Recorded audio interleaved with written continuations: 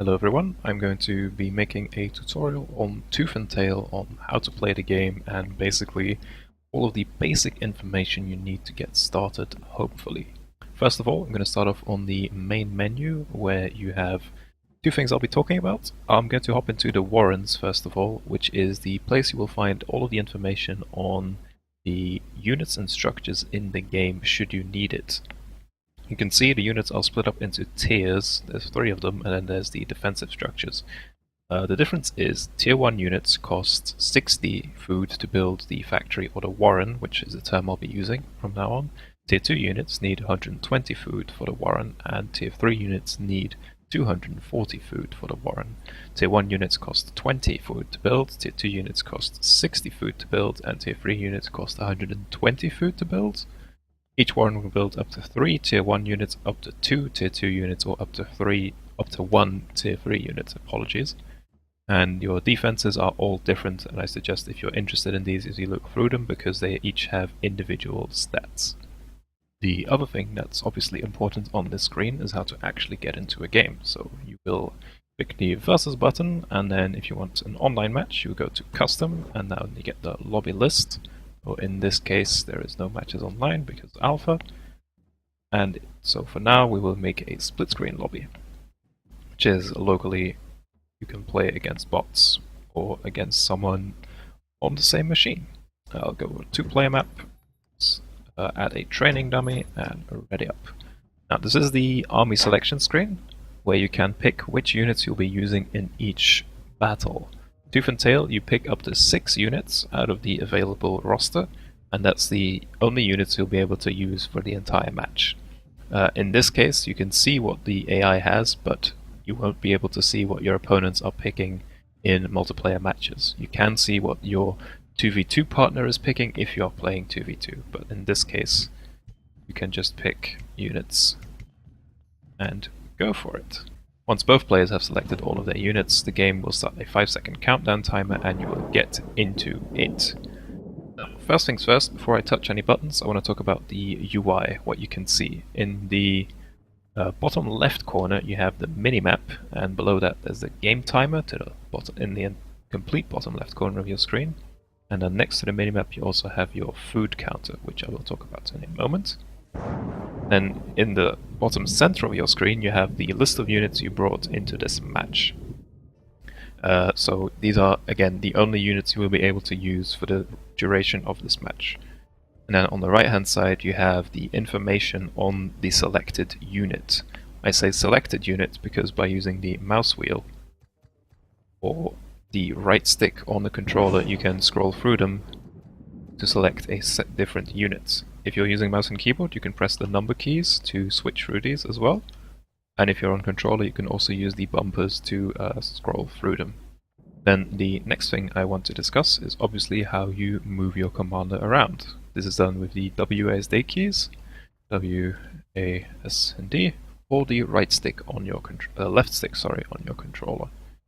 Now, I want to talk about the commander a little bit. This is the one way you can influence what's going on in the match. It's what decides where you build things, it's how you control your army, which I will talk about in a little bit. It's how you scout in the early game, how you scout in the late game. Basically, the commander is the most valuable tool you have, which is why the camera is always centered on your commander. Now, as I walk out onto the map and reveal some more of the terrain, you'll see that the terrain is actually quite varied.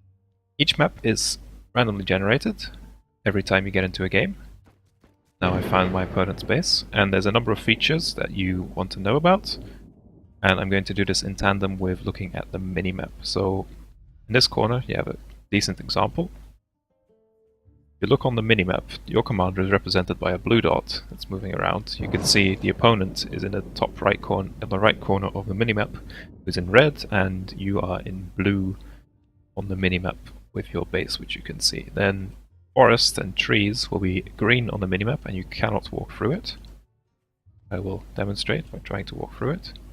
These sprites are quite large, so it does help to refer to the minimap from time to time to see if there is actually blocking pathing or not. You have these little bushes that block movement as well. And then there's elevation, which is fairly important to understand You cannot see uphill unless you have flying units, and you can only walk up hills when there is no cliff. So here these grey rocks are cliffs, and then here there's a ramp that you can get up on. This is represented on the minimap as well. The black outlines are cliffs, and you have the double white line that represents a ramp that you can use. So it's important to understand how high ground works. The fact that you have no vision uphill, unless you're getting shot from uphill, then it will reveal the units, is very important to understand the value of high ground. Now, as we're out on the map, it's time to go back and build some farms, which we're going to do by going back. So you press and hold the R button on your keyboard or the X button on your controller, and that will burrow you back to your base. If you have multiple bases, you'll be able to select which base you burrow home to after you finish the channel. You can let go at any point to stop the channel if you decide to change your mind, and if your commander takes damage at any point, the channel will get interrupted. Now, I've just built some farms, and I want to talk about how the economy in this game works. It's fairly simple. You have one resource, which is food, which you can see right next to the minimap, as I mentioned before. And you get food from farms, which can be found around the mills or grist mills spread around the map. You can walk up to a mill and press spacebar or the A button to build a mill, and I did the same for these farms. You just walk over them with your commander, and then you press the A button or spacebar. And on the topic of building things, it's the same for warrens. You select which unit you want to build. In this case, I have my lizard selected, and then I stand on this square, I press spacebar, or if you're using a controller, again, the A button, and it will start building a lizard warren. I can do the same for squirrels, I can do the same for these skunks, and I can do the same for these snakes. For the hell of it, I will do the same with this fox. Each warren takes up a 2x2 tile area, so you will fill up your territory as you go along. And once the warren is complete, it will start producing units. I'm going to wait until these are done, and meanwhile show you that you can just build a farm by walking up to it and press spacebar or the A button. As I have some units, the way you control these is quite unique, is you call them to your commander. And again, your commander is super important because it's the one way you get to control your units. So what I'm doing is I'm clicking the right mouse, and that calls all my units towards me. I go stand over here, I click right mouse, it calls all my units towards me. I'm saying clicking because if you hold down the right mouse button, it means that your units will be forced to move and not attack. I'm going to demonstrate this with this fox. Actually, I'll do it with the entire army first.